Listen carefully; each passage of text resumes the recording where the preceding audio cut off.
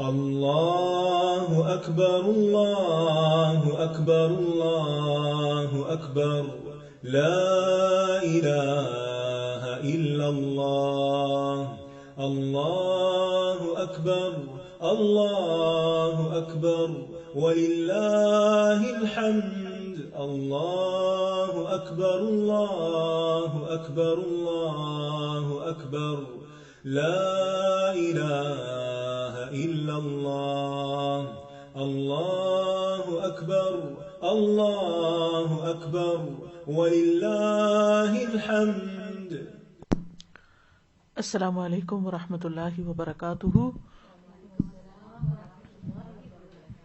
نحمده ونصلي على رسوله الكريم اما بعد فاعوذ باللہ من الشیطان الرجیم. بسم اللہ الرحمن الرحیم. رب اشرح لي صدری ويسر لي امری واحلل عقدۃ من لسانی یفقهوا قولی. لو أنزلنا هذا القرآن على جبل لرأيته خاشعا متصدعا من خشية الله وتلك الأمثال نضربها للناس لعلهم يتفكرون. امثال القرآن پروگرام کے سلسلے میں آج ہم سورۃ الکہف کی آیت نمبر 32 سے 44 تک ایک واقعے کی مثال پڑھیں گے جس میں دراصل مومن اور کافر کی ذہنیت کی مثال بتائی گئی ہے کہ دونوں کس طرح مختلف طریقے سے سوچتے ہیں. ارشاد باری تعالیٰ ہے وَاضْرِبْ لَهُم مَّثَلَ الرَّجُلَيْنِ جَعَلْنَا لِأَحَدِهِمَا جَنَّتَيْنِ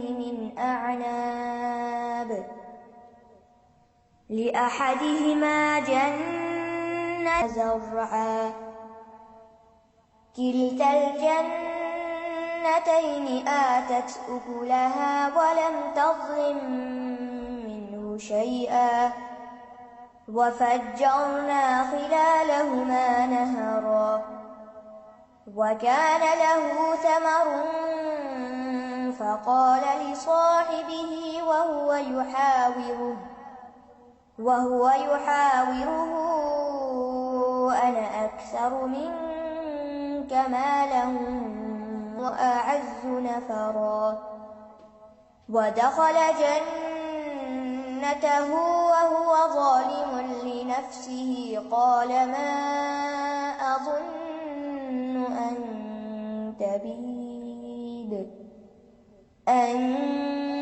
تبيد هذه أبدا وما أظن الساعة قائمة ولئن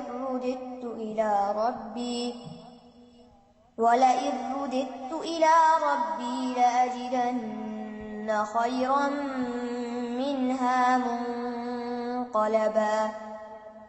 قال له صاحبه وهو يحاوره أكفرت بالذي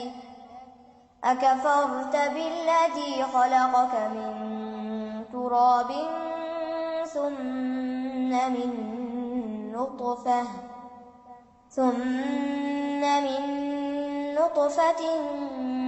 ثم سواك رجلا لكن هو الله ربي ولا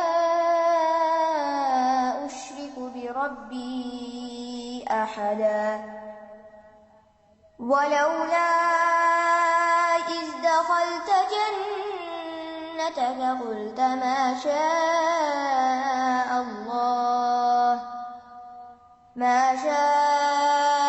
الله لا قوة إلا بالله إن ترني أنا أقل منك مالا وولدا فعسى ربي أن يؤتيني خيرا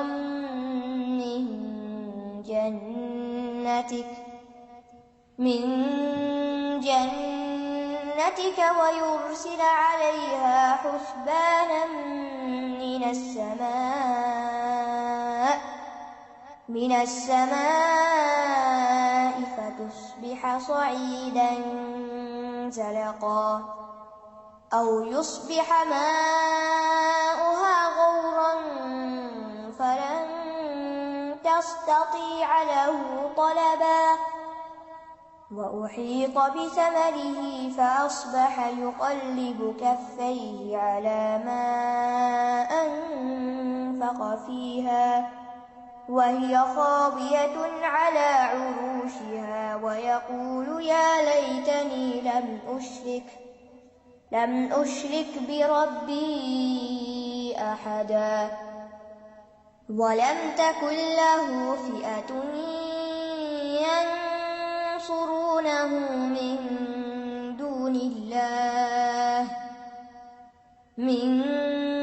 دون الله وما كان منتصرا هنالك الولاية لله الحق هو خير ثوابا وخير عقبا. اور ان کے لیے 2 آدمیوں کی مثال بیان کیجیے.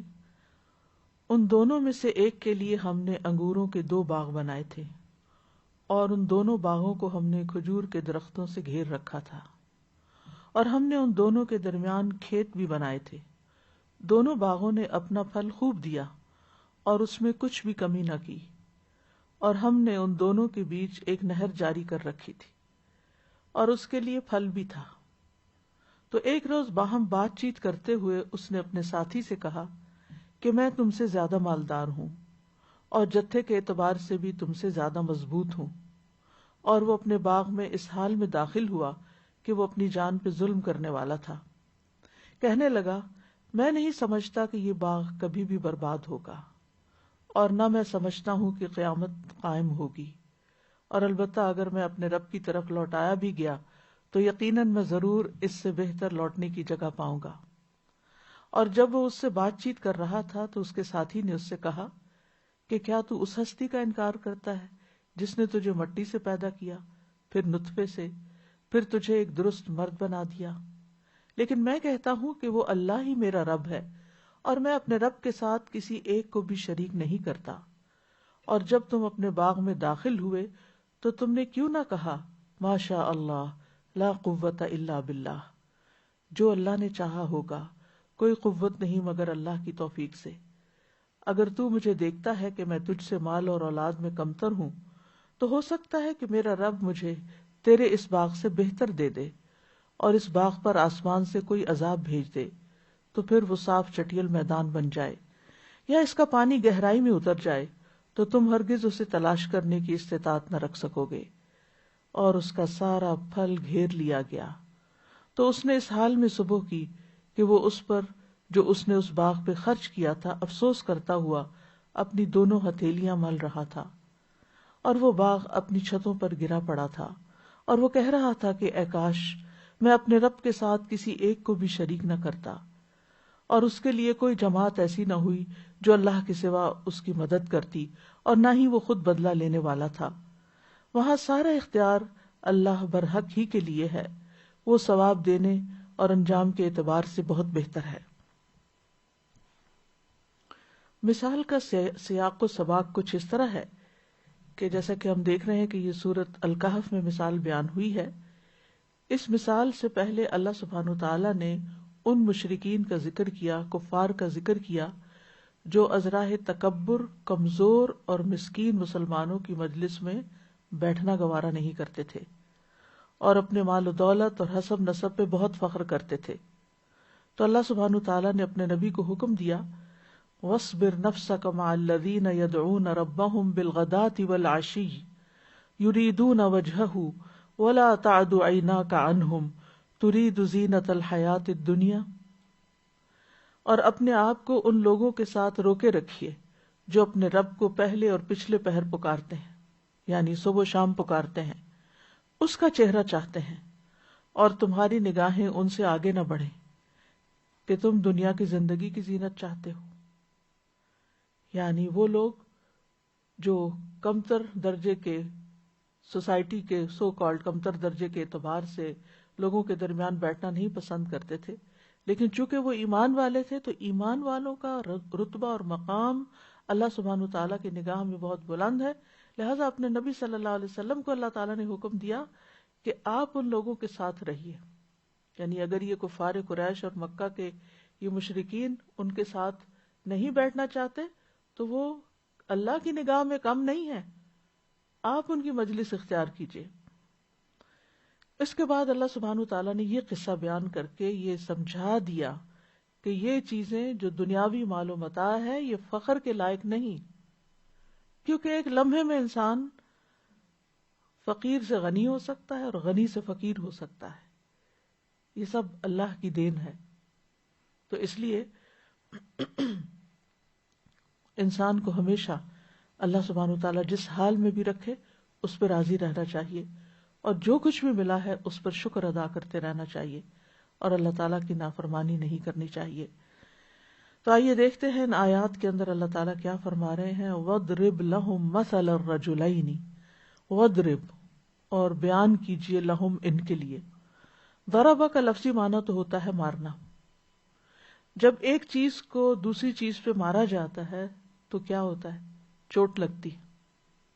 اگر انسان کے ہاتھ پہ کوئی ہاتھ مارے تو بھی انسان کو ہلکی یا زیادہ چوٹ محسوس ہوگی، یعنی ایک احساس جاگے گا انسان کے اندر، اور اس طرح انسان ہوش میں آ جاتا ہے. آپ دیکھیں کہ جب کسی کا ہارٹ فیل ہونے لگتا ہے تو ریسیسیٹیٹ کرتے ہیں، کس طرح اس کے اوپر مارا جاتا ہے. تو یہ جو ضرب ہوتی ہے، کسی چیز کو کسی چیز کے اوپر لگایا جاتا ہے تو اس کا فائدہ بھی ہوتا ہے، یعنی یہ سزا کے لیے بھی ہوتی ہے لیکن کچھ فائدے کے لیے بھی ہوتی ہے ضربیں. تو یہاں کیا کہا گیا؟ وَاضْرِبْ ماریے، یعنی لفظی معنوں میں لہم ان کے اوپر یا ان کے لیے، مثلاً ایک مثال، یعنی ان کو ایک مثال ان کے اوپر ماریے، یعنی ان کے سامنے بیان کر رکھیے تاکہ یہ اپنی غفلت سے جاگیں، یہ ہوش میں آئیں، مثال سے بات سمجھ جائیں. کیونکہ مثالیں ہوتی ہی اس لیے ہیں کہ انسان ان باتوں کو سمجھ جائے جو اس کی ظاہری نگاہوں کو نظر نہیں آ رہا یا نظر آ کے سمجھ نہیں آ رہا. تو وَاضْرِبْ لَهُمْ مَثَلًا، یعنی ان کے لیے مثال مقرر کیجئے، ایک نمونہ بنا دیجئے. اور لہم سے مراد اگرچہ اہل مکہ ہیں، لیکن اس کے بعد یہ بات جیسے کہ آپ جانتے ہیں کہ آیات کی ایک تعویل خاص ہوتی ہے، ایک خاص کانٹیکسٹ میں آیات اترتی ہیں، ان کے خاص مخاطب ہوتے ہیں، لیکن وہ بات صرف انہی کے لیے نہیں ہوتی بلکہ اس سے ایک عام مفہوم یا ہر شخص جو اس مثال کو پڑھنے یا سننے والا ہے وہ بھی اس سے ایک بہت بڑا سبق لے سکتا ہے. لہٰذا اس وقت ہمیں اپنے لیے سبق لینا ہے اس مثال سے. کس کی مثال بیان کیجیے؟ رجلین، دو مردوں کی. کون تھے یہ دو مرد؟ مفسرین کا اس میں اختلاف ہے کہ یہ کون لوگ تھے. بعض کے نزدیک اللہ تعالیٰ نے صرف سمجھانے کے لیے ایک فرضی مثال بیان کی ہے، یعنی حقیقت میں وہ ایگزسٹ نہیں کرتی مثال، لیکن اللہ تعالیٰ نے مثال کے ذریعے ایک بات سمجھائی، جیسے کہانی کے ذریعے کسی کو کوئی بات بتائی جاتی ہے، کچھ سمجھایا جاتا ہے. اور بعض کہتے ہیں کہ نہیں، یہ حقیقت میں دو لوگ ایگزسٹ کرتے ہیں جن کے درمیان یہ سارا معاملہ پیش آیا اور ان کی مثال کو اللہ تعالیٰ نے ان کے سامنے پیش کیا. اور وہ کون لوگ ہیں؟ بعض کے خیال میں وہ بنی اسرائیل کے دو لوگ تھے، بعض کے نزدیک وہ اہل مکہ میں سے ہی دو لوگ تھے جن میں سے ایک مومن اور ایک کافر تھا. بہرحال جو بھی ہوں، ہمیں اس سے غرض نہیں کہ وہ دو کون تھے، حقیقت میں تھے یا خیالی تھے. اور اسی طرح ہمیں ان کے نام بھی جاننے کی ضرورت نہیں، کیونکہ کچھ لوگوں نے ان کے نام تک بتائے ہیں. تو یہ بھی جاننے کی ضرورت نہیں کہ کس زمانے میں تھے، کس جگہ پر تھے، کیونکہ ان ساری معلومات سے مقصد کو کوئی فائدہ نہیں پہنچتا، یعنی اس سے کوئی نتیجہ نہیں نکلتا. یہ واقعہ جس مقصد کے لیے بیان کیا جا رہا ہے اس کے لیے ان تفصیلات کا جاننا ضروری نہیں. ہاں، واقعہ کچھ یوں ہے کہ جعلنا لأحدہما جنتین، ہم نے ان دونوں میں سے ایک کے لیے 2 باغ بنائے.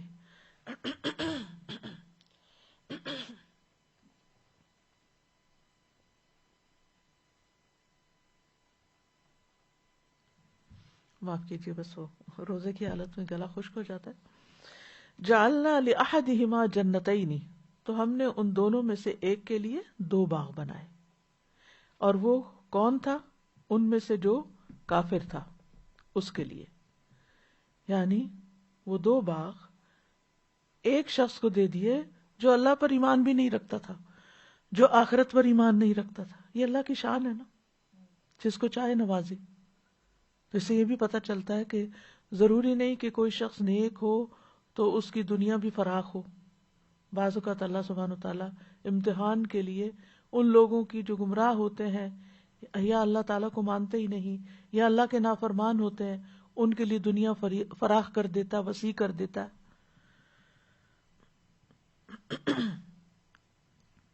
باغ کس چیز کے تھے؟ من آناب، انگوروں کے تھے. آناب انب کی جمع ہے، اور انبا انگور کے ایک دانے کو کہتے ہیں. اور یہاں چونکہ آناب ہیں اس لیے انگوروں کی مختلف اقسام کی بیلیں مراد ہیں. یعنی صرف ایک قسم کے انگور نہیں تھے، کئی قسم کے. جیسے کہ آپ جانتے ہیں رنگوں کے اعتبار سے، ذائقے کے اعتبار سے، سائز کے اعتبار سے انگوروں کی بے شمار قسمیں. تو قسم قسم کے انگور تھے اس کے باغ میں. اب امیجن بھی کرتے جائیں، کبھی آپ کو اگر اتفاق ہوا ہو انگوروں کا باغ دیکھنے کا، سبحان اللہ، انتہائی خوبصورت. مجھے اپنی زندگی میں ایک موقع پہ ایسی جگہ پہ جانے کا اتفاق ہوا جہاں پر انگوروں کے باغ تھے. تو وہ یعنی آپ ان بیلوں کی، وہ بیلیں اوپر ایک چھتری کی سی حیثیت رکھتی ہیں اور ان کے نیچے آپ چلتے جائیں تو خوشے لٹک رہے ہوتے ہیں، جیسے شینڈلیئر لٹک رہے ہوتے ہیں.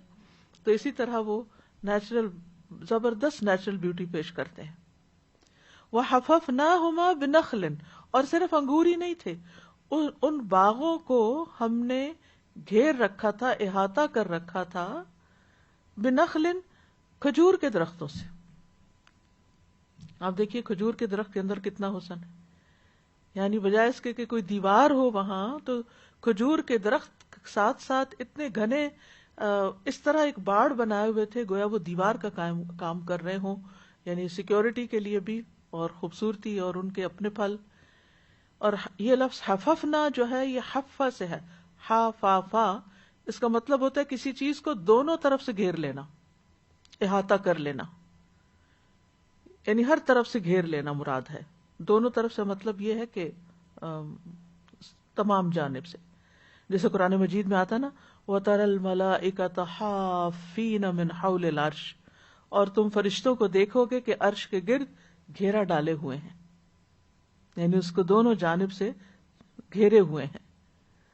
ایک اور حدیث میں آتا ہے تَحُفُّهُ الْمَلَائِكَةُ بِأَجْنِحَتِهَا، فرشتے اس پر اپنے پروں کے ساتھ گھیرا ڈال لیتے ہیں. وَجَعَلْنَا بَيْنَهُمَا زَرْعًا، مزید یہ کہ ان دونوں باغوں کے بیچ بیچ ہم نے کھیت بھی لگایا ہوا تھا. اللہ سبحانہ تعالیٰ اس کو اپنی طرف نسبت دیتے ہیں. وَجَعَلْنَا، ہم نے بنا، کیونکہ کوئی بھی چیز اللہ سبحانہ تعالیٰ کے حکم کے بغیر گرو نہیں کر سکتی، فلرش نہیں کر سکتی، پنپ نہیں سکتی. اور بین کہتے ہیں 2 چیزوں کے درمیان کی، یعنی دو باغوں کے بیچ میں بھی ہو سکتی ہے اور باغوں کے بیچوں بیچ بھی مراد ہے. اور زرع جو ہوتی ہے اس کا لفظی معنی ہوتا ہے اگانا، انبات، کھیتی اگانا. تو یہاں مراد ہے کھیتی. قرآن مجید میں آتا ہے اَأَنْتُمْ تَزْرَعُونَهُ أَمْ نَحْنُ الزَّارِعُونَ، بھلا بتاؤ کیا تم اسے اگاتے ہو یا ہم اسے اگانے والے ہیں. یعنی کھیتی اگانا دراصل اللہ کی قدرت ہے. انسان کا ہنر یا انسان کی قابلیت اس میں کچھ نہیں سوائے اس کے کہ وہ ہل چلا کے اس میں بیج ڈال دیتا ہے. تو یہاں پر آپ دیکھیے کہ اللہ سبحانہ تعالیٰ باغ کا خوبصورت منظر پیش کر رہے ہیں. یعنی آپ دیکھیے کہ 2 باغ ہیں، 2 باغ جیسے ایک دائیں جانب ایک بائیں جانب، اور جدھر بھی نظر ڈالیں باغ ہی باغ نظر آتا ہے. اس باغ میں انگوروں کی بیلیں ہیں، زمین پہ طرح طرح کے پودے لگے ہوئے ہیں، خوبصورت انگور خوشوں کے ساتھ اور بڑے بڑے پتوں کے ساتھ لٹک رہے ہیں، کھجور کے درخت گڑے ہوئے ہیں جن کی چوٹیاں بہت بلند ہیں اور ان کے خوشے الگ لٹک رہے ہیں، اور کہیں پھول ہیں کہیں پھل ہیں، یعنی ایک حسین منظر ہے جو نگاہوں میں آتا ہے. کلتا الجنتین آتت اکلہا، کلتا یعنی کلاہما، دونوں، جنتین کی وجہ سے کلتا ہے. دونوں باغات جنتین آتت دے رہے تھے اکلہا اپنے پھل، یعنی سارے درخت اور کھیتی نہایت عمدہ نسل کی تھی، خوب خوب پیداوار دیتی تھی. ولم تظلم منہ شیئا، اور اس میں کوئی کمی نہ چھوڑتی، یعنی ہر طرح کے پھل خوب آتے اور کہیں بھی کسی قسم کی کمی نہ ہوتی، یعنی کوئی پھل مارا ہوا نہ ہوتا، کوئی سڑا ہوا، کوئی گلا ہوا، کوئی درخت سڑ گیا اور اس میں کچھ اگا ہی نہیں، کوئی بیل جو ہے وہ اس کی بیماری لگ گئی اور اس میں کچھ آیا ہی نہیں. تو ظلم کا لفظ جو ہے یہ ظلم سے، ظلم کیا کہتے ہیں؟ ظلم کا معنی کیا ہوتا ہے؟ کسی کے حق میں کمی کر دینا، یعنی کمی کرنے کے معنی میں. اور ویسے بھی آپ دیکھیں کہ انسان ایک بیج لگاتا ہے، جیسے ہم نے انفاق فی سبیل اللہ کی مثال پڑھی تھی، ایک بیج ڈالتا ہے اور اس سے 700 بیج نکلتے ہیں. تو یعنی اس شخص نے جو بھی محنت کی تھی اور جو بھی اس نے اس میں پودے لگائے تھے، اس سے کئی گنا زیادہ اس کو پیداوار آ رہی تھی، یا عام باغوں کی نسبت بھی اس باغ کی پیداوار بہت زیادہ تھی. یعنی جیسے ہم اردو میں کہتے ہیں نا، اس نے کوئی کسر نہیں چھوڑی، کوئی کسر نہیں چھوڑی تھی. وَلَمْ تَظْلِمْ مِنْهُ شَيْئًا وَفَجَّرْنَا خِلَالَهُمَا نَهْرًا. مزید یہ کہ ہم نے اس میں اس کے درمیان بیچوں بیچ نہریں بھی پھاڑ دی تھی. یعنی فجرنا، فجر کا معنی ہوتا ہے کسی چیز کو وسیع طور پہ پھاڑنا اور شق کر دینا. انفجار بھی اسی سے ہے، جیسے بام پھٹتا ہے نا تو اس کے لیے انفجار کا لفظ آتا ہے، یعنی شدت کے ساتھ پانی کو پھاڑ کے بہانے کے لیے آتا ہے. فجرنا الارض عیونا، ہم نے زمین میں چشمے جاری کر دیے. صبح کو بھی فجر کا وقت اس لیے کہا جاتا ہے کہ صبح کی روشنی بھی ایک دم پھوٹتی ہے، پھوٹنے کا لفظ آتا ہے، اور اس کی رات کی تاریکی کو پھاڑ کے نمودار ہوتی ہے اور ایک دم پورے آسمان پہ پھیل جاتی ہے روشنی پر، یعنی خوب خوب روشنی ہو جاتی ہے. تو اسی طرح اس باغ کے اندر جو پانی تھا ٹھاٹھے مارتا ہوا، جیسے ٹھاٹھے مارتا ہوا دریا ہو اور زبردست قسم کی نہر ہو. اور خلال کا لفظ جو ہے خلل سے ہے، دو چیزوں کے درمیان کشادگی جو ہوتی ہے، جیسے دانتوں میں دو دانتوں کے بیچ میں جو گیپ آ جاتا ہے، اور اسی طرح دو چیزوں کے درمیان کا جو فاصلہ ہوتا ہے، اس کو خلال کہا جاتا ہے. تو مطلب یہ کہ کہیں کھیت اگا ہوا تھا اور پھر جو بیچ کی جگہ تھی وہاں سے پانی گزر رہا تھا، اور پھر کھیت اگا ہوا تھا، اور یعنی بیچوں بیچ وہ نالیاں بنی ہوئی تھیں اور نہریں بہ رہی تھی. اور نہر جو ہے بنیادی طور پہ اردو میں تو نہر کہتے ہیں نا کنال کو، لیکن عربی میں نہر کا لفظ دریا کے لیے بھی استعمال ہوتا ہے. بیسیکلی اس جگہ کے لیے نہر کا لفظ استعمال ہوتا ہے جہاں کثرت سے پانی بہتا ہے، بھلے وہ کنال ہو یا ریور ہو، اور اس کی جمع جو ہے وہ انہار آتی ہے. تو مطلب یہ تھا کہ ان دونوں باغات کے درمیان رواں دواں نہریں تھیں.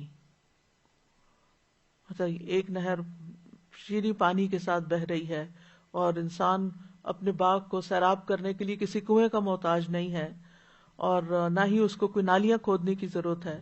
یعنی ایک خوبصورت منظر بھی پیش کر رہی ہیں. باغ ہو اور اس میں نہریں بھی چل رہی ہوں، پانی ہو، تو منظر اور زیادہ حسین ہو جاتا ہے. تو آپ دیکھیے کہ اللہ سبحانہ تعالیٰ نے اس کو نعمت دینے میں کوئی کمی نہیں چھوڑی تھی، ہر طرح کی نعمت عطا کی تھی. وَكَانَ لَهُ ثَمَرٌ، اور اس کا ثمر بھی تھا. ثمر بنیادی طور پر درخت کے ان اجزاء کو کہتے ہیں جن کو کھایا جا سکتا ہے، یعنی قابل استعمال. اس کا واحد ثمرہ ہوتا ہے، اور جمع ثمار اور ثمرات. وَكَانَ لَهُ ثَمَرٌ، اور اس کا پھل بھی تھا.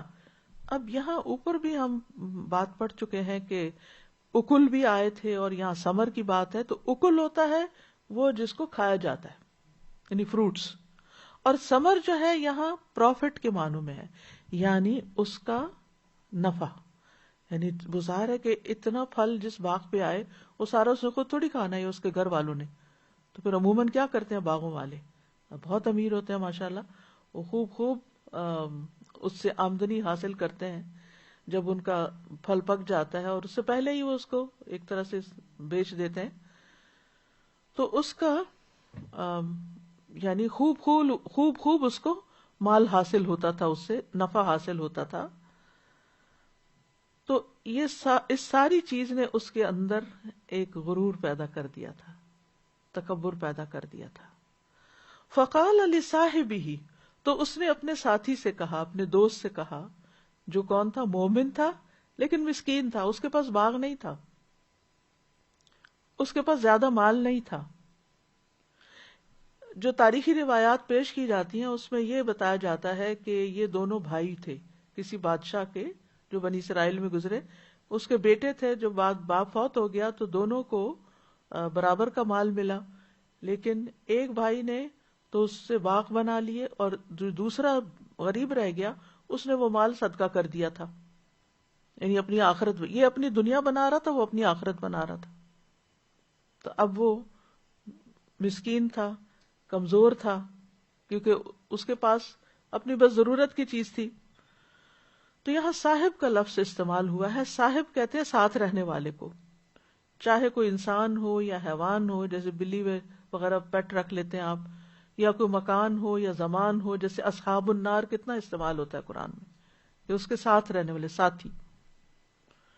تو ان دو باغوں کے مالک نے اپنے ساتھی سے کہا، خواہ وہ اس کا بھائی تھا یا دوست تھا یا نیبر تھا یا ورکر تھا یا جو بھی تھا، وَهُوَ يُحَاوِرُهُ، اور وہ اس سے بات چیت کر رہا تھا. محاورہ کا لفظ اسی سے، حوار عربی زبان میں کنورسیشن کو کہتے ہیں. تو یہ جو بات چیت تھی ایک طرح سے فخر و غرور کا اظہار تھا. کیسے کہا؟ کیا کہا اس نے؟ انا اکثر منک مالا واعز نفرا، میں تم سے مال اور نفری میں زیادہ ہوں، یعنی میرے پاس مال زیادہ ہے. بعض اوقات انسان اپنی زبان قال سے کہتا ہے، بول کے کہتا ہے میں زیادہ مالدار ہوں. کچھ لوگ کوئی چوکتے نہیں، اور تم لوگ تو غریب ہو، فلاں تو غریب ہے، آسانی سے بول جاتے ہیں. وہ تو بیچارہ مسکین ہے، اس کے پاس تو کچھ ہے ہی نہیں. ہمارے پاس اللہ کا دیا بہت کچھ ہے، یا اللہ کا دیا بھی نہیں کہتے، اور جو بھی ان کی زبان میں آتا ہے اپنے مال و دولت کے اظہار کے لیے بولتے ہیں لوگ. تو انا اکثر منک مالا، دیکھو تم نے کیا کیا، اپنا مال غریبوں کو دے دیا، اور تمہارے پاس اب کچھ بھی نہیں ہے، لیکن دیکھو میں نے کیا کچھ حاصل کر لی، کیسے انویسٹ کیا، کیسے بنایا، کتنا کچھ ہو گیا میرے پاس. اور اگر آپ خاندانوں کے اندر دیکھیں تو دو بھائیوں کے اندر اگر اس طرح کا فرق ہو کہ ایک دنیاوی لحاظ سے بہت محنت کرتا اور ایک دوسرا دین کے اندر ہو، اس کو اپنی دنیا بنانے کے لیے وقت نہ ملتا ہو، تو عموماً اس کو تانے ہی پڑتے رہتے ہیں کہ تم نے کیا کمایا، تم نے کیا بنایا، تم انتہائی نکمے ہو، تم کس کام کے ہو، تم کس قابل ہو. تو یہاں بھی کچھ اسی طرح کا کیس نظر آتا ہے کہ وہ اس کو ایک طرح سے طنز کرتا ہے. تو میرا مال زیادہ ہے، اور ویسے مال کو بائی دا وے مال اس لیے کہتے ہیں کہ مالا یمیل میل، یعنی ایک طرف جھک جانے کو، زائل ہو جانے کو کہتے ہیں. تو مال بھی ٹکتا نہیں کسی کے پاس، وہ بھی چلا ہی جاتا ہے اور جانے کے لیے ہی آتا ہے. تو میرا مال تم سے زیادہ ہی نہیں. اگر انسان لفظ مال بولتے ہوئے فخر نہ محسوس کرے اور یہ سوچے کہ یہ تو جانے والی چیز ہے، تو کبھی اس کے دل میں غرور ہی نہ آئے. یعنی جس چیز کے بارے میں انسان یہ سوچتا نا یہ چلی جانے والی ہے، تو ہاتھ سے نکل جانے والی، اسی لیے اردو میں شاید کہتے ہیں یہ تو ہاتھوں کی میل ہے، اصل میں تو روٹ اس کا میل ہی ہے.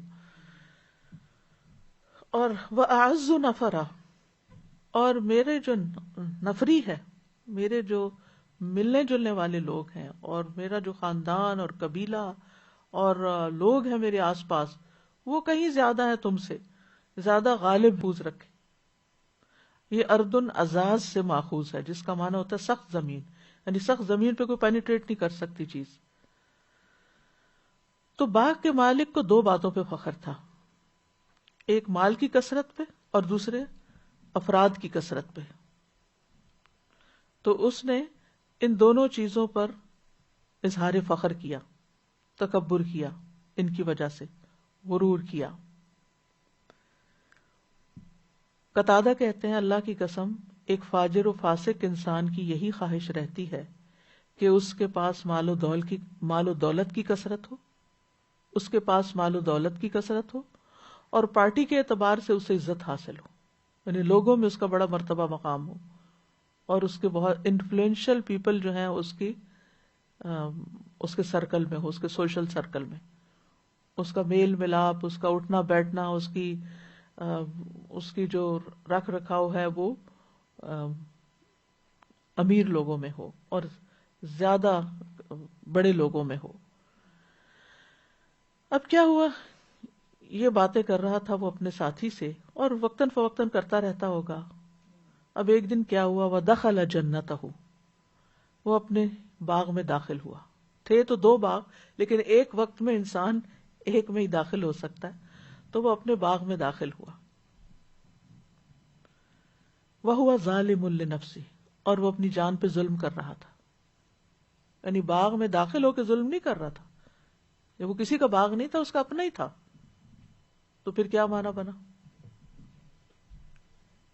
یعنی اس کے بعد جو کچھ کہنے لگا تھا وہ ظلم تھا. یعنی اگر کوئی شخص اپنے باغ میں داخل ہوتا ہے تو وہ ظالم تو نہیں ہوتا نا، یا اپنے گھر میں داخل ہوتا ہے تو وہ ظلم نہیں کر رہا. تو مطلب یہ ہے کہ جو گفتگو کرتے ہوئے وہ داخل ہو رہا تھا یا جو اندر جا کے اس نے باتیں کی وہ ظلم پر مبنی تھی، سرکشی پر مبنی تھی.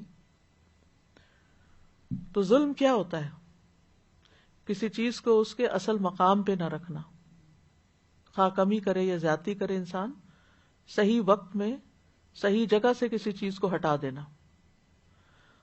تو ظلم اللہ کے ساتھ بھی ہوتا ہے جو شرک کی شکل میں ہوتا ہے، نافرمانی کی، کہ اللہ کا حق نہیں دیتے. اسی طرح بندے بندوں پہ ظلم کرتے ہیں، انسان کا حق مارتا ہے. اور ایک ظلم ہوتا ہے جو انسان خود اپنی جان پہ کرتا ہے. فَمِنْهُمْ ظَالِمٌ لِنَفْسِهِ، ان میں سے کچھ اپنے اوپر ظلم کرنے والے ہیں. کیا تھا اس کا ظلم؟ قَالَ مَا أَظُنُّ أَن تَبِيدَ هَٰذِهِ أَبَدًا، کہنے لگا میں نہیں سمجھتا، میرا نہیں خیال کہ یہ باغ کبھی تباہ بھی ہو سکتا ہے. کیونکہ اس کا ساتھی اس کو سمجھاتا ہوگا یہ تم کیوں اس پہ فخر کر رہے ہو، یہ چیزیں ہمیشہ نہیں انسان کے ساتھ رہتی. تو اس نے کہا نہیں، یہ اتنا زبردست ویل مینٹینڈ باغ ہے، اتنا رچ، یہ کیسے ختم ہو سکتا ہے. اور یہ اس کی جہالت تھی. ہوتا یہ ہے نا کہ جب انسان کے پاس مال آ جاتا ہے تو اس کے دماغ میں فطور بھر جاتا ہے، اس کو پھر دنیا کی حقیقت سمجھ میں نہیں آتی، کسی کا دکھ درد سمجھ میں نہیں آتا، کسی کی بھوک سمجھ میں نہیں آتی، کسی کی تکلیف سمجھ میں نہیں آتی. وہ سمجھتا ہے جیسے میں خوشحال ہوں ایسے ہی سب ہوں گے. اگر آپ کا اپنا پیٹ بھرا ہوا ہے تو شاید آپ کو خیال نہ ہے کہ آپ کسی کو کھانا پوچھے کہ تمہیں بھوک تو نہیں لگی، کیونکہ آپ کو بھوک نہیں لگی، آپ سمجھتے ہیں کسی کو بھی نہیں لگی. تو کہتا ہے کہ میرا نہیں خیال کہ یہ کبھی بھی تباہ ہوگا. اباد یبید ابادہ، اس سے تبیدہ کا لفظ ہے. اور ابد کا لفظ جو ہے یہ ہمیشگی کے لیے اس طرح استعمال ہوتا ہے، زمانے کو نا آپ مختلف حصوں میں تقسیم کرتے ہیں، لمحہ، پھر گھنٹہ، پھر دن، لیکن ابد جو ہوتا ہے وہ تقسیم نہیں ہوتا، لامتناہی پیریڈ. وما اظن الساعة قائمة، اور میں نہیں سمجھتا کہ قیامت بھی کبھی آئے گی. وما اظن، اور میرا نہیں خیال. زن دونوں معنوں میں استعمال ہوتا ہے، شک بھی اور یقین کے بھی، گمان بھی اور یقین بھی. الساعہ جو ہے، سا گھڑی کے لیے کہتے ہیں اور یہ زمانے میں سے ایک جز کا نام ہے. جیسے منٹ، سیکنڈ، منٹ اور آور ہوتا ہے تو عموماً اس کا ترجمہ آور کیا جاتا ہے، لیکن مراد اس سے قیامت لی جاتی ہے. یعنی وہ وقت جب قیامت آئے گی. اور قیامت وہ ہے جب دوبارہ سب لوگ کھڑے ہوں گے. یعنی قیامت کا دن وہ دن ہوتا ہے جس دن سب لوگ دوبارہ اٹھیں گے, قام یقوم سے. اور ساعہ کیا ہے؟ وہ گھڑی جب دنیا کی تباہی شروع ہوگی. یہ تو تھوڑا سا فرق بھی ہے. جیسے کہتے ہیں نا اقتربت الساعہ یسألونک عن الساعہ, تو ترجمہ ہم قیامت ہی کر دیتے ہیں کیونکہ ان دونوں میں فاصلہ بھی ہے. یعنی پہلے جو سب چیزیں ختم ہو جائیں گی, پھر جب تک اللہ چاہے گا ایسے ہی رہیں گی, پھر اللہ تعالیٰ دوبارہ سور پھونکیں گے اور اس سے پھر یہ کہ سب اٹھ کے کھڑے ہو جائیں گے. تو جو پہلی کیفیت ہے اس کو ساعہ کہتے ہیں, اور جو دوسری ہے وہ قیامہ. لیکن اوور آل جو لفظ اس اول سے آخر تک ہر چیز کو کور کرتا ہے, یہ قیامت ہوتا ہے. وہ کہتا ہے کہ میں نہیں سمجھتا کہ قیامت کی گھڑی بھی آنے والی ہے. وَلَئِن رُدِدتُّ إِلَىٰ رَبِّي, اور البتہ اگر میں اپنے رب کی طرف لوٹایا بھی گیا. رد کا مطلب ہوتا ہے پھیرنا. لَأَجِدَنَّ, تو ضرور میں پاؤں گا. وجد یجد سے اجیدن تاکید کے لیے, لام بھی تاکید کا, نون بھی تاکید کا. خیرا منہا منقلبا, اس سے بھی بہتر لوٹ کے جانے کی جگہ. اور منقلب کا لفظ قلب سے ہے, اور قلب الشیء کا مطلب ہوتا ہے کسی چیز کو پھیرنا, ایک حالت سے دوسری حالت کی طرف پلٹانا. تو یہ باغ والے کی انتہائی سرکشی تھی, کیونکہ ہوتا یہ کہ جب انسان کو کچھ مل جاتا ہے تو پھر سرکشی کرنے لگتا ہے. جیسے سورۃ العلق میں آتا ہے کلا ان الانسان لیطغی, کیوں؟ ان رآہ استغنی, ہرگز نہیں, بے شک انسان یقیناً حد سے نکل جاتا ہے اس لیے کہ وہ اپنے آپ کو دیکھتا ہے کہ میں غنی ہو گیا ہوں, مجھے اب کسی کی ضرورت نہیں رہی, تو سرکش ہو جاتا ہے, اکڑ جاتا ہے. تو اسی لیے اللہ تعالیٰ فرماتے ہیں نا قتل الانسان ما اکفرہ من ای شیء خلق, اپنی حیثیت تو دیکھو, اپنی ہستی تو دیکھ, کس چیز کی وجہ سے تم اکڑ رہے ہو. عموماً یہ ہے کہ اللہ سبحانہ و تعالیٰ نے انسان کو جو نعمتیں دی ہیں نا, خود کو اور دوسروں کو فائدہ پہنچانے کے لیے, جب یہ ایک حد سے زیادہ ہوتی ہیں یا کچھ بھی انسان کو مل جاتی ہیں تو انسان ان سے صحیح کام لینے کی بجائے ان پہ فخر اور غرور کرنا شروع کر دیتا ہے. ان کی وجہ سے اپنے آپ کو بڑا خیال کرنے لگتا ہے, تکبر کرتا ہے. اس میں آپ دیکھیے کہ اللہ سبحانہ و تعالیٰ دولت کس لیے دیتا ہے؟ اس لیے تو نہیں کہ ہم اپنے آپ کو بڑا ثابت کریں. اللہ تعالیٰ ہمیں علم کس لیے دیتا ہے؟ اس لیے تو نہیں کہ ہم اس کے ساتھ تکبر کریں. ہمیں اولاد اس لیے تو نہیں دیتا کہ اس کی وجہ سے ہم دوسروں پہ فخر اور غرور کریں. ہمیں اللہ تعالیٰ بولنے کی قوت اس لیے تو نہیں دیتا کہ ہم دوسروں کو ذلیل کرتے پھریں. ہمیں اللہ تعالیٰ نے یہ جذبات اس لیے تو نہیں دیے کہ ہم یہ سارے کے سارے دنیا کے لیے استعمال کریں اور اپنے رب کی محبت کا کچھ حصہ بھی ان کے ساتھ نہ رکھیں. لیکن یہ ہے کہ عام طور پر انسان کی یہ کمزوری ہے کہ دھوکا کھا جاتا ہے, لیکن بھول جاتا ہے کہ یہ غرور اور یہ فخر اور یہ ناز اور یہ تکبر نیکیوں کو کھا جاتا ہے, نیکیوں کو ختم کر جاتا ہے. اصل میں ہر انسان کے اندر کچھ ایسی چیزیں اللہ نے امتحان کے لیے رکھ دی ہیں نا, کہ اگر وہ نہ ہو تو انسان کا امتحان ہی نہ ہو. جیسے انسان کے اندر انا ہے, یعنی ہر انسان کے اندر یہ احساس ہوتا ہے کہ یعنی اللہ نے مجھے پیدا کیا, مجھے کچھ صلاحیتیں دی ہیں جس کی وجہ سے وہ خود اعتمادی حاصل کرتا ہے. یہ خود اعتمادی زندگی میں آگے بڑھنے میں مدد دیتی ہے. لیکن اکثر لوگ اس انا کو ضد بنا لیتے ہیں اور فخر کی صورت اختیار کر لیتے ہیں. یہ جو فخر و غرور ہے نا, انسان کی ساری خوبیوں پر, انسان کی ساری بھلائیوں پر پانی پھیر دیتا ہے. یہ خود پسندی, یہ عجب, چاہے وہ نیکی کے کام میں ہی کیوں نہ ہو, کہ نیکی کر کے انسان فخر غرور کرنے لگے کہ میں نے بڑا کام کیا, اسی لیے عموماً وہ خود نمائی کرنے لگتا ہے, اپنے خیرات کے, صدقات کے اور نیکیوں کے قصے لوگوں کو سناتا رہتا ہے تاکہ لوگ مان جائیں کہ ہاں یہ بڑا ہی نیک پاک انسان ہے. لیکن اللہ تعالیٰ انسان سے کیا چاہتا ہے کہ انسان کے اندر تواضع ہو, عاجزی ہو, اللہ کے لیے جھک جائے, بندوں کے ساتھ انسانوں والا معاملہ کرے. تو یہاں پر آپ دیکھیے کہ نہ صرف اس نے کیا کیا، باغ کے بارے میں کہا کہ یہ کبھی نہیں خراب ہو سکتا، بلکہ ساتھ ہی کہا کہ مجھے اس سے بہتر ملے گا. یعنی اس سے پتہ چلتا ہے کہ اس کے عقیدہ توحید میں اور عقیدہ ایمان بالآخرت میں خرابی تھی. قال له صاحبہ، تو اس کے ساتھی نے اس سے کہا، وہو یحاورہ، اور وہ اس سے بات چیت کر رہا تھا، اس کو سمجھا رہا تھا. یعنی یہاں پر وہ اس مومن کے کردار کی بات ہے کہ جو اپنے ساتھی کو سمجھا رہا ہے. اور یہی مومن کا فرض ہوتا ہے کہ اگر کوئی شخص غلط کام کر رہا ہو تو اس کو اس موقع پر آسان طریقے سے سمجھائے. اور یہاں پر وہ اس کو سمجھا رہا ہے کہ دیکھو تم یہ کیسی باتیں کر رہے ہو.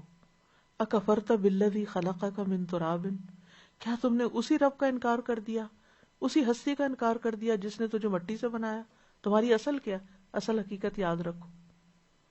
ثم من نطفۃ، پھر نطفے سے، کیونکہ انسان ثم سواک رجلا، پھر تمہیں ایک مکمل انسان بنایا. انسان فخر اور غرور سے کیسے بچ سکتا ہے؟ جب وہ اپنی اصلیت کو نہ بھولے، اپنی تخلیق کو نہ بھولے. هل اتى على الانسان حين من الدهر لم يكن شيئا مذكورا، کیا انسان پہ زمانے میں سے کوئی ایسا وقت گزرا کہ وہ کوئی ایسی چیز نہ تھا کہ جس کا کہیں ذکر ہو. ایک اور جگہ پر اللہ تعالیٰ فرماتے خلق الانسان من نطفۃ فاذا هو خصیم مبین، اللہ نے انسان کو ایک قطرے سے پیدا کیا تو پھر اچانک وہ کھلم کھلا جھگڑالو بن گیا. تو وہ اس کو سمجھا رہا ہے کہ یہ باتیں زیب نہیں دیتی، ایسے مت کرو. اپنی حیثیت کو دیکھو کہ کس طرح اس نے تمہیں ذرے سے ایک مکمل مرد کی شکل دی. لکنہ واللہ ربی ولا اشرک بربی احدا. لکنہ، یہ اصل میں الف آپ دیکھ رہے ہیں اضافہ ہو گیا یہاں پر لکنہ کے آگے، تو یہ اصل میں تھا لکنہ انا، لکنہ انا تھا تو حمزہ حذف ہو گیا، نون نون میں مدغم ہو گیا تو یہ لکنہ بن گیا. لیکن اس کا مطلب ہے لیکن میں، لیکن انا هو اللہ ربی، لیکن میں کیا سمجھتا ہوں کہ وہ اللہ ہی میرا رب ہے. ولا اشرک بربی احدا، اور میں اپنے رب نہیں کرتا. تو شرک دو طرح کا ہوتا ہے نا، ایک تو اللہ تعالیٰ کی ذات میں، اس کی صفات میں کسی کو شریک ٹھہرانا، اور ایک ہے اللہ کے ساتھ کسی نیکی کے کام میں دوسرے کو بھی خوش کرنے کی کوشش کرنا، جس کو ریاکاری کہتے ہیں، اور اس سے نفاق پھوٹتا ہے. تو باغ والے ساتھی کا عقیدہ کیا تھا؟ رب ہے. پھر مزید سمجھاتا ہے ولولا اذ دخلت جنتک قلت ما شاء اللہ لا قوت الا باللہ، اور یہ کیوں نہ ہوا کہ جب تم اپنے باغ میں داخل ہوئے، یعنی نعمتیں اس وقت سلامت رہتی ہیں جب انسان نعمتوں کے ساتھ شکر کا معاملہ کرے، اس ہستی کا اقرار کرے اور اس کا بار بار ذکر کرے. یعنی ما شاء اللہ لا قوت الا باللہ، یہ تکرار ہے نا اللہ کی، یعنی نعمت پا کے اللہ ہی کو یاد کرو. اور یہ جو لا حول ولا قوت الا باللہ عموماً کہتے ہیں نا، تو حول کا مطلب ہوتا ہے حرکت، تدبیر اختیار کرنا. یعنی کوئی تدبیر پلاننگ نہیں ہم کر سکتے جب تک اللہ نہ چاہے. اور پھر کسی چیز کو کرنے کی قوت یا کسی شر کو ہٹانے کی قوت ہم میں نہیں، تو نہ تدبیر کی قوت ہم میں، وہ بھی اللہ ہی ہمارے ذہنوں میں ڈالتا ہے. اور اسی طرح کسی شر کو دور کرنے کی بھی قوت نہیں ہم میں، کچھ بنانے کی قوت بھی ہم میں نہیں. تو لا قوت الا باللہ تم کہو کہ یہ سارا اللہ کی پلاننگ تھی اور اللہ ہی کے دیے سے یہ سب کچھ بنا ہے. تو کوئی بھی عام طور پر لوگ جب کوئی اچھی چیز دیکھتے ہیں، اس آیت سے لوگوں نے یہ مطلب نکالا ہے کہ جب کوئی اچھی چیز دیکھو تو ماشاء اللہ کہو یا لا قوت الا باللہ، یہ الفاظ کہنے چاہیے. لیکن حدیث میں آتا ہے کہ جب تم میں سے کوئی اپنے بھائی یا اس کی ذات یا مال میں اچھی چیز دیکھے اور اس کو پسند آئے، اچھی لگے، دل خوش ہو جائے دیکھ کے کسی کی نعمت، تو اسے برکت کی دعا دے، کیونکہ نظر کا لگنا برحق ہے. یہ مسند احمد کی روایت ہے. یعنی اچھی چیز کو دیکھ کے انسان جب کہتا ہے او واو، اس طرح کے الفاظ جب بولتا ہے تو پھر کیا ہوتا ہے کہ بعض اوقات وہ حسد کی نظر بھی ہو سکتی ہے، اور بعض اوقات ایک حسرت کی ہو سکتی ہے، یا جو بھی، یا کسی بھی چیز کی نہ ہو تو نظر کی ایک تاثیر ہوتی. لیکن اگر آپ دیکھتے ہی کوئی چیز اچھی لگی، بارک اللہ فیکم، بارک اللہ لک، بارک اللہ علیک، ہر طرح کہا جا سکتا ہے. اور اسی طرح ابن عثیمین کہتے ہیں کہ جب انسان کو اپنے مال میں کوئی ایسی چیز نظر آئے جو اس کو اچھی لگے تو اس کو کہنا چاہیے ماشاء اللہ لا قوت الا باللہ. جیسے کہ 2 باغ والوں کے قصے میں یہ شخص باغ میں داخل ہو کے اس کو بتا رہا ہے کہ یہ لفظ پڑھا کرو، ان ترنی انا اقل منک مالا و ولدا، اگر تم دیکھتے ہو مجھے کہ میں تم سے مال اور اولاد میں کم ہوں. یعنی اللہ نے اس شخص کی بات کو نقل کرتے ہوئے کہا. تو پھر یعنی اب آپ اپنے سے کم مال والے کو دیکھیں تو پھر کیا سوچیں کہ یہ تو اللہ کا فضل ہے مجھ پر. یعنی اللہ کا فضل تمہیں اپنے اوپر یاد کرنا چاہیے تھا. لئن شکرتم لازیدنکم، تاکہ تمہیں نعمتیں زیادہ ملے. لیکن تم نے ایسا نہیں کیا تو ہو سکتا ہے فعسیٰ ربی ان یؤتینی خیرا من جنتک، تو ہو سکتا ہے کہ میرا رب مجھے تمہارے باغ سے بہتر دے. سبحان اللہ، کتنی پازیٹو سوچ ہے کہ کسی کے باغ کو دیکھ کے حسرت کرنے کی بجائے اور غم کھانے کی بجائے یہ کہنا کہ اللہ مجھے اس سے بھی بہتر دے سکتا ہے، مجھے اس پہ غم کھانے کی کیا ضرورت ہے. تو اس میں امید بھی پائی جاتی ہے، اور یہ بھی کہ ایک طرح سے بعض علماء نے کہا کہ یہ بد دعا بھی تھی، اور ایسا شخص جو ظالم ہو اس کو اس حد تک ایسی بات کہی بھی جا سکتی ہے. یعنی جس چیز کے ساتھ تم مجھ پہ فخر کر رہے ہو اللہ اس کو ختم کر دے اور مجھے اس سے بہتر دے دے. کیونکہ جو شکر کرتا ہے اس کو مزید ملتا ہے، اور جو ناشکری کرتا ہے اس سے نعمت لے لی جاتی ہے. وَيُرْسِلَ عَلَيْهَا حُسْبَانًا مِّنَ السَّمَاءِ، اور اس پر آسمان سے کوئی آفت بھیج دے. جو آفت آسمان سے آتی ہے اس کو انسان اس کو روک نہیں سکتا، مدافعت نہیں کر سکتا. تو اس لیے خاص طور پر فرمایا آسمان سے بھیجے. مثلا بارشیں زیادہ ہو جائیں، برف زیادہ پڑ جائے، سیلاب زیادہ آ جائے، تو پھر ایسی صورت میں انسان کے اوپر سیلاب اوپر کی بارش سے آتا ہے نا، یا اوپر سے کوئی آگ برسے، تو انسان کے اندر کوئی طاقت نہیں کہ اس کو اپنے سے دور کر سکے. تو ایسی آفت کے لیے حسبان کا لفظ، یعنی جو انسان کے خیال پہ بھی نہ ہو. حسب یحسب کا مطلب ہوتا ہے نا گمان کرنا. فتصبح صعیدا زلقا، تو ایسی صورت میں وہ کیا ہو جائے، شٹیل زمین بن جائے. زلقا، زلق کہتے ہیں ایسی جگہ کو، ایسی زمین کو جہاں قدم پھسلتا ہو. یعنی باغ ایسا چٹیل ہو جائے کہ وہاں کچھ نہ اگے اور چلنے کے قابل بھی نہ ہو.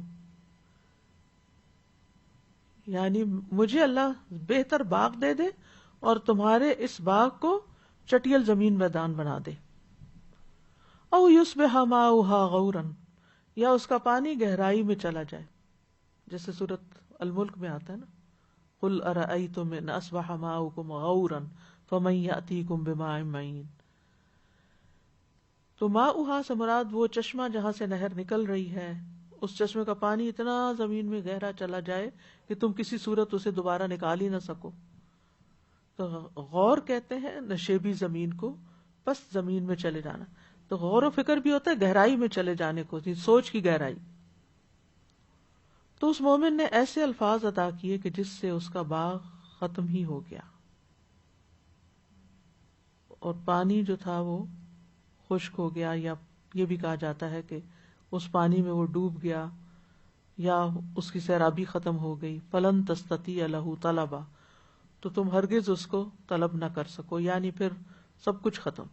وَأُحِيطَ بِثَمَرِهِ، اور اس کا سارا پھل مارا گیا، احاطہ کر دیا گیا، یعنی اس ایک چیز بھی نہ بچی، پوری طرح گھیر لیا عذاب نے اس پھل کو. فَأَصْبَحَ يُقَلِّبُ كَفَّيْهِ عَلَى مَا أَنفَقَ فِيهَا، تو اس نے اس حال میں صبح کی کہ یا وہ ایسا ہو گیا کہ اپنے ہتھیلیاں الٹ پلٹ کر رہا تھا ایک کے اوپر. قلب یقلب کا مطلب ہوتا ہے الٹ پلٹ کر، یعنی کبھی ایک ہاتھ دوسرے پہ مارتا، کبھی دوسرا ہاتھ پہلے پہ مارتا، یا جیسے اردو میں کہتے ہیں ہتھیلیاں ملتا رہ گیا. کس پر؟ علی ما انفق فیہا، اس پر جو اس نے اس میں انویسٹ کیا تھا، خرچ کیا تھا. یعنی اصل زر بھی سارا مارا گیا، باغ کا پھل بھی مارا گیا، احیط بثمرہ، اور پھر جو ما انفق فیہا دونوں ہی ختم ہو گئے. وَهِيَ خَاوِيَةٌ عَلَى عُرُوشِهَا، اور وہ اپنی چھتریوں پہ گرا پڑا تھا، سارا تباہ و برباد. عروش عرش کی جمع ہے، وہ چھتریاں ہوتی ہیں جن کو اوپر بنایا جاتا ہے زمین سے تاکہ انگور اور دیگر چیزوں کی شاخیں اس پہ پھیل سکیں. وَيَقُولُ يَا لَيْتَنِي لَمْ أُشْرِكْ بِرَبِّي أَحَدًا، اور وہ کہنے لگا کاش کہ میں اپنے رب کے ساتھ کسی کو شریک نہ کرتا. اب اسے یاد آیا کہ اس کے مومن بھائی کی بات سچ تھی، اس نے مجھے منع کیا تھا، کاش میں اپنے رب کے ساتھ کسی کو شریک نہ کرتا. یعنی تکبر کی راہ سے اپنے نفس کی پیروی نہ کرتا، بلکہ اپنی ساری شان و شوکت کو اللہ کا عطیہ سمجھتا، اپنا کمال نہ سمجھتا. یہاں اس دولت مند شخص کا یہ جملہ جو ہے نا بڑا قابل غور ہے کہ جب بربادی ہو گئی تو پچھتاتے ہوئے اس کی زبان سے نکلا کاش میں نے اپنے رب کے ساتھ شرک نہ کیا ہوتا. تو اس سارے واقعے پہ تو شرک ویسے نظر نہیں آ رہا، کسی دیوی دیوتا کی پوجا تو نظر نہیں آ رہی، یا کسی دوسرے معبود کا بھی ذکر نہیں ہوا. تو وہ کون سی بات تھی جس پہ وہ پچھتا رہا تھا، اور وہ کون سا شرک ہے جس کا یہاں ذکر کیا جا رہا تھا؟ تو اگر غور سے دیکھیں تو یہ دولت پرستی کا شرک تھا، مال کی محبت کا شرک تھا، وسائل پہ اسباب پہ بھروسہ کرنے کا شرک تھا. یعنی ہمارا بھروسہ کس پہ ہونا چاہیے؟ اللہ پہ ہونا چاہیے، نہ کہ اپنی کوشش اور قوت پر. اپنے اوپر بھی نہیں، مال و دولت پہ بھی نہیں، اولاد پہ بھی نہیں، کسی اور انسان پہ بھی نہیں. بھروسہ صرف اللہ کی ذات. انسان کوشش کرے، وسائل استعمال کرے، لیکن ہمیشہ اللہ سے ڈرتا رہے، توقع اسی سے رکھے کہ وہی سب اچھا کرے گا. وَلَمْ تَكُنْ لَهُ فِئَةٌ يَنْصُرُونَهُ، وہاں کوئی جتھا بھی نہ تھا. وہ بات کر رہا تھا نا میرے تو بڑے ساتھی ہیں، اب کوئی بھی آگے نہیں آیا. دنیا دار دوست جو ہوتے ہیں نا وہ صرف اس وقت تک آپ کے دوست ہوتے ہیں جب آپ کے پاس دنیا ہوتی ہے. جب آپ کے ہاتھ سے دنیا چلی جاتی ہے وہ بھی منہ پھیر جاتے ہیں. اور ویسے بھی اگر وہ آتے بھی تو کیا کر لیتے؟ اللہ کے عذاب کے سامنے تو کوئی مدد کرنے والا مدد نہیں کر سکتا. وَلَمْ تَكُنْ لَهُ فِئَةٌ يَنْصُرُونَهُ مِن دُونِ اللَّهِ، اللہ کے سوا اسے کوئی بچانے والا بھی نہ تھا، اور اللہ کو تو وہ ناراض کر چکا تھا. وَمَا كَانَ مُنْتَصِرًا، اور کوئی انتقام لینے والا بھی نہیں تھا. انتصار انتقام کو کہتے ہیں. یعنی عذاب آیا تو نہ کوئی گروہ مدد کرنے والا تھا، اور نہ وہ خود بچنے والا تھا، نہ اس کی طرف سے کوئی بدلہ لینے والا تھا. تو ہوتا یہی ہے کہ جب ایسے لوگوں کو جو اللہ کو نہیں مانتے یا اللہ کے حق میں کمی کوتاہی کرتے ہیں یا غفلت کی زندگی بسر کرتے ہیں، ان کی زندگی میں جب اس قسم کا کوئی بڑا حادثہ آتا ہے تو پھر ان کو ہوش آتی ہے. چھوٹی چھوٹی باتوں سے سبق نہیں لیتے، اور پھر وہ اللہ ہی کو پکارنے لگتے ہیں، پھر وہ لا الہ الا اللہ پڑھنے لگتے ہیں بے اختیار. جو وہ فطرت ان کے اندر کہیں گہرائیوں میں پردوں کے نیچے چھپی ہوئی تھی وہ ابھر کے سامنے آ جاتی. اوپر سے جب سب کچھ ٹوٹتا ہے تو پھر اللہ یاد آتا ہے. جیسے مشرکین مکہ کشتی پہ سوار ہوتے ڈوبنے لگتی تو سب بتوں کو چھوڑ کے صرف اللہ کو پکارتے تھے. تو یہاں یہ بھی سب سے نا امید ہو کے اللہ کی طرف رجوع کرتا ہے. ہنالک الولایۃ للہ الحق. یہاں یہ بات سمجھ میں آئی کہ ولایت اللہ ہی کی برحق ہے. ولایت کا یہاں معنی ہے بادشاہت، اور ولایت کے ولایا اگر ہو تو مدد کرنے کے معنوں میں ہوتا ہے، ولایا ہو تو بادشاہی اور سلطنت کے معنوں میں آتا ہے، اقتدار کے معنوں میں آتا ہے کہ اصل اقتدار تو اللہ ہی کا ہے برحق. ہوا خیر ثواب و خیر عقبا، وہ ثواب دینے میں بدلہ دینے میں بھی اچھا ہے اور انجام کے اعتبار سے، یعنی والعاقبۃ للمتقین، یعنی انجام میں جب ہم اللہ کے پاس پہنچیں گے تو وہ بہترین بدلہ دینے والا ہے. یعنی اللہ تعالیٰ کا اجر بہتر اور باقی رہنے والا ہے، یہ مطلب ہے. اللہ کا ثواب اور اللہ کا دیا ہوا اجر باقی رہنے والا ہے. ہوا خیر ثواب، ثواب بھی وہ اچھا دیتا ہے، اور خیر عقبہ، انجام بھی وہی اچھا دیتا ہے. ہوا کی ضمیر یہاں اللہ تعالیٰ کی طرف لوٹتی ہے، یعنی دوسرے لوگوں سے اجر و ثواب بدلہ دینے میں وہ بہتر ہے.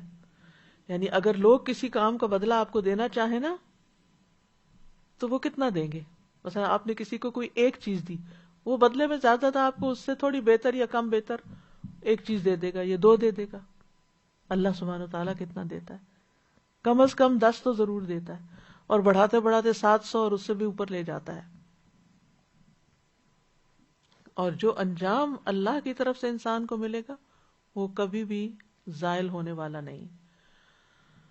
تو خلاصہ اس ساری مثال کا جو بات آپ نے پڑھی وہ یہ ہے کہ کفار مکہ چونکہ مال و دولت کے نشے میں چور تھے اور غریب مسلمانوں کو حقیر سمجھتے تھے، ان کے ساتھ بیٹھنا نہیں چاہتے تھے، اور پھر یہ ہے کہ اس وجہ سے وہ اسلام بھی قبول نہیں کر رہے تھے کہ ہماری دنیا پہ زد پڑے گی.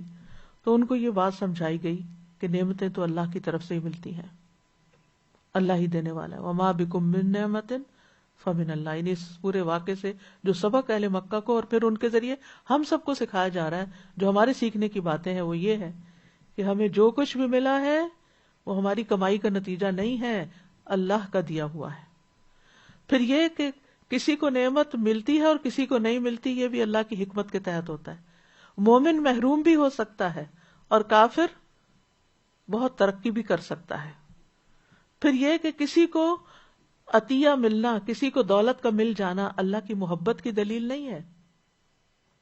اللہ اپنے ایمان والے بندوں سے محبت کرتا ہے، لیکن بعض اوقات ان کو فقر کے ساتھ آزما لیتا ہے.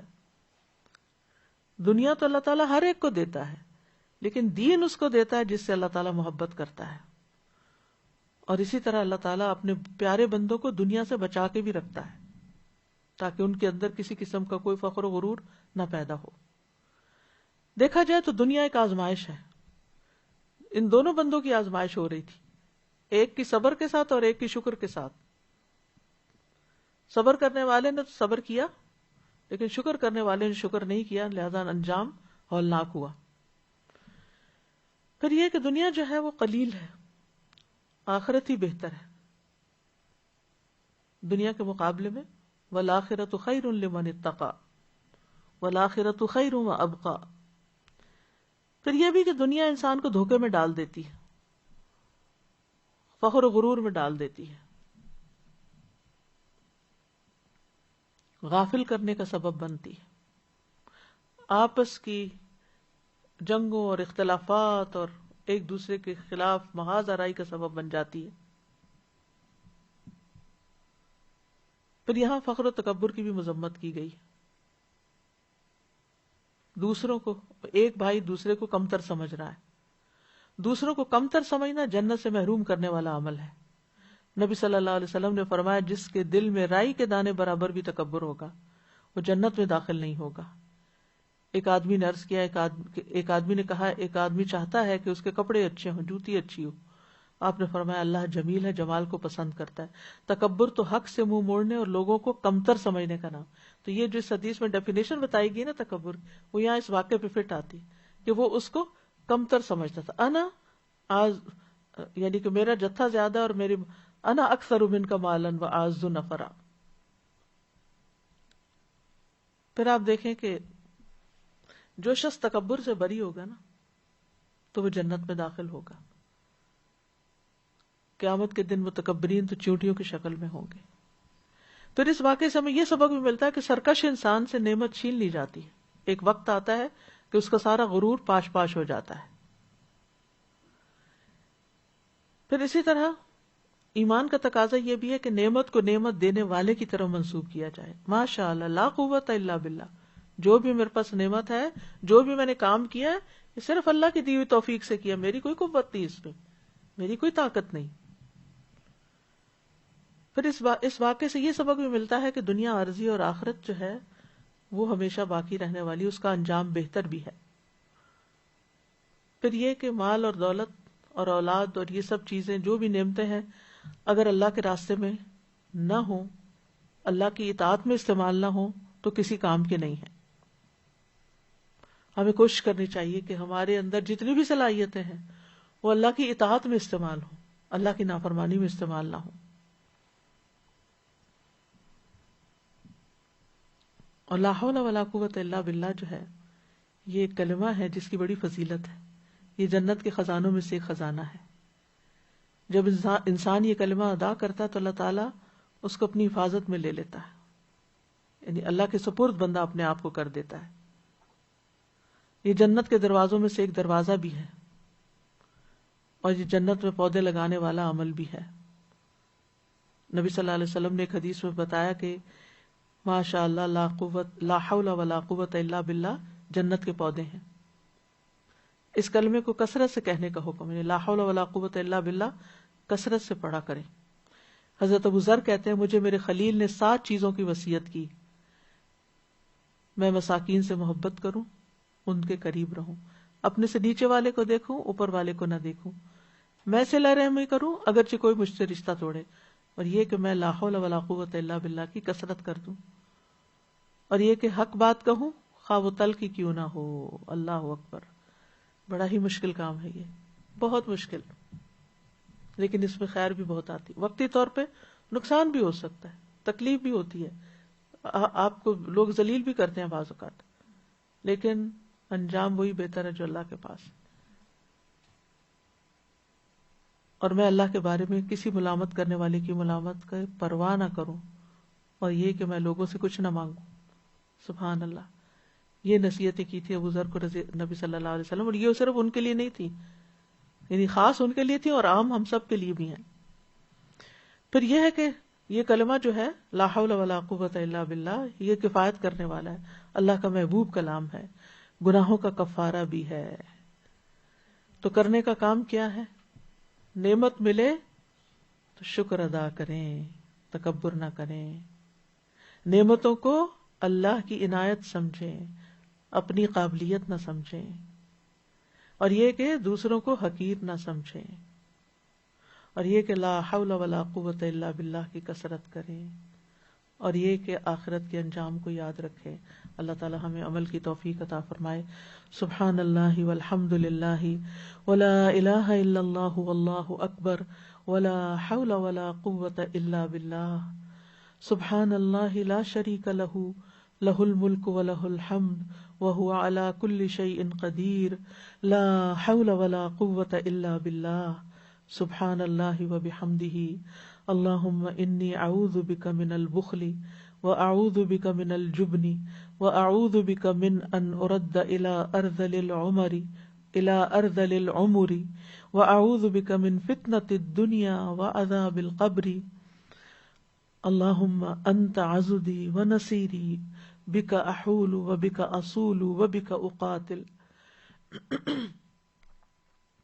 اللہم انی اسألک النعیم المقیم الذی لا یحول ولا یزول. اللہم انی اسألک النعیم یوم الحیلہ والامن یوم الحرب. اللہم آئذا بک من سوء ما اعطیتنا وشر ما منعت منا.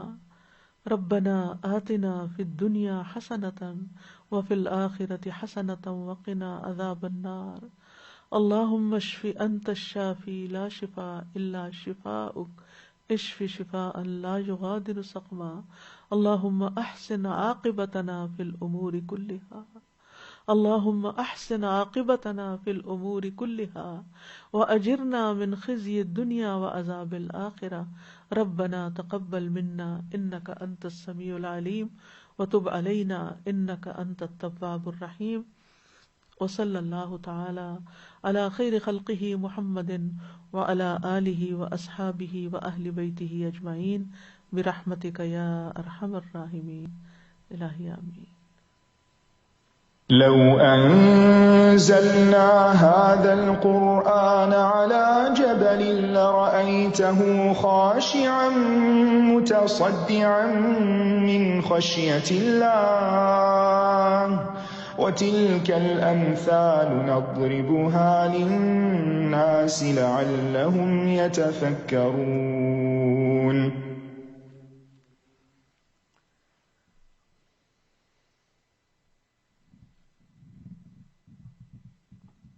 جی کوئی کہنا چاہے گا کچھ؟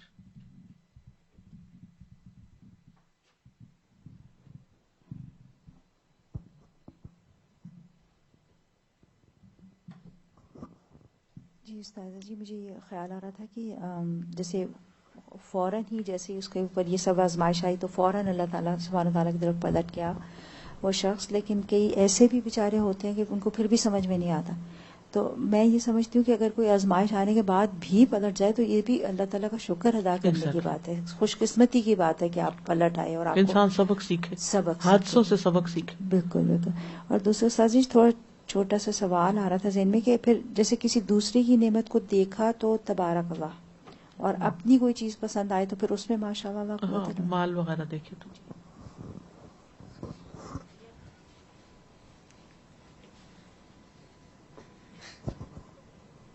السلام علیکم ورحمۃ اللہ. میں سوچ رہی تھی کہ تکبر کی ایک مثال جو دنیا میں سب کو نظر آتی ہے وہ ٹائٹینک کی ہے. جب ٹائٹینک چلنے لگی تھی تو انہوں نے اس کو اتنا مضبوط اور اتنا خوبصورت بنایا تھا، اور انہوں نے کہا تھا کہ یہ ڈسٹرائبل نہیں ہے، انڈسٹرائبل، گاڈ بھی نہیں بریک کر سکتا. ہاں جی، اس کو اور کتنا غرور انہوں نے کیا، اور اللہ سبحانہ وتعالی نے اس کو 2 ٹکڑوں میں کر دیا. کیسا ہوا ان کا انجام؟ سبحان اللہ.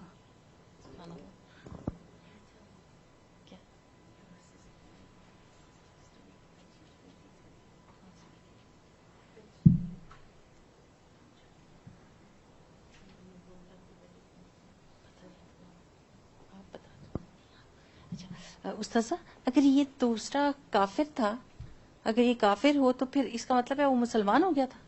ظاہر ہنالک الولا، کافر کا ایک مطلب ناشکرا بھی ہوتا ہے نا، تو اس حساب سے ناشکرا تھا. لیکن جب وہ کہتا ہے کہ وہاں اظن الساعۃ قائمۃ، لیکن بیچ بیچ میں یہ مجھے ایسا حال لگتا ہے جیسے ہمارے آج کل کے بیچ بیچ کے مسلمان ہیں کہ کبھی اسلام کی بات کر لی اور کبھی اسلام کا مذاق اڑا لیا، اور کبھی آخرت پہ یقین کی بات کر لی اور کبھی شک کی بات کر لی.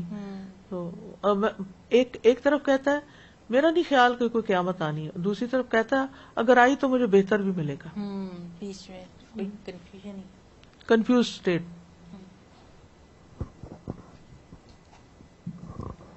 آج کل اگر انٹروڈکشن دیکھیں نا آپ لوگ، اپنا انٹروڈکشن جو کرواتے ہیں، انفلوئنشل پیپل ہوتے ہیں جو کہ نا بہت وہ شروع ہی ایسے ہوتے ہیں کہ ہماری یہ کمپنی ہے اور اتنے لوگ ہمارے انڈر کام کر رہے ہیں اور یہ ہمارا کام ہے، اور وہ ان کی جو کمپنی کے جو تعداد ہے اس سے وہ اپنے آپ کو بتاتے ہیں کہ ہم کتنے، ہمارے پاس کیا فیسلٹیز ہے، اور پھر دوسرے کے اوپر پوچھتے ہیں. اچھا، اور اگر کوئی ان کے معیار کے مطابق نہیں ہے تو پھر وہ ان کو نیچا دیکھتے ہیں. سارا چکر ہی یہ ہے.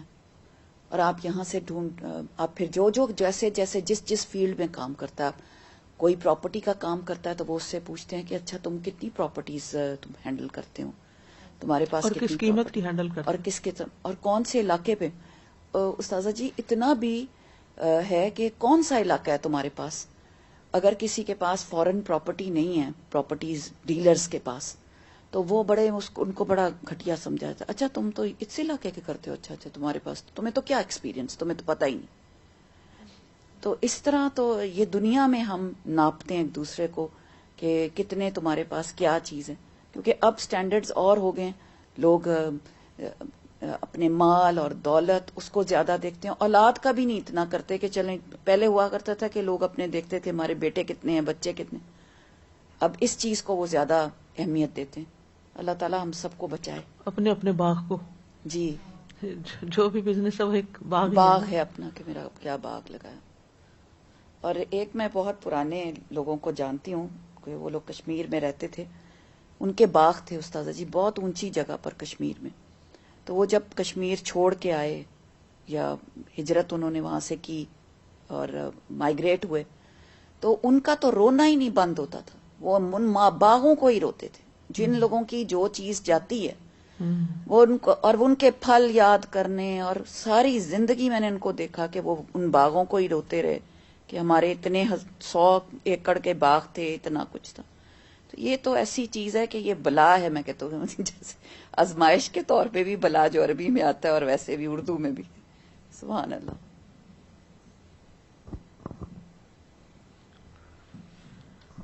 سبحانک اللہم وبحمدک اشہد ان لا الہ الا انت استغفرک واتوب الیک. السلام علیکم ورحمۃ اللہ وبرکاتہ.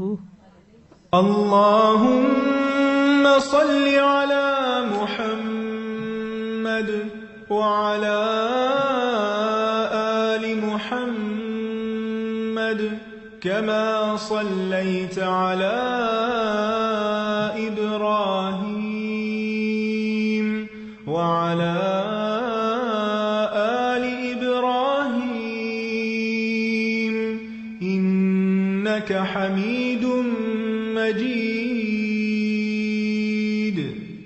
اللهم بارك على محمد وعلى آل محمد كما باركت على إبراهيم وعلى